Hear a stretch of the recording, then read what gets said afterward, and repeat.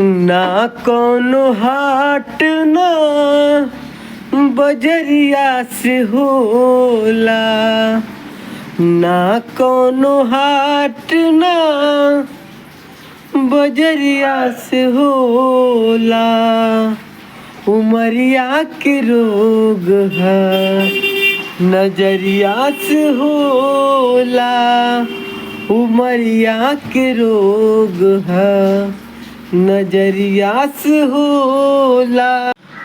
कहाँ कौनो जात पात पूछेला जियारा, कहाँ कौनो जात पात पूछेला जियारा।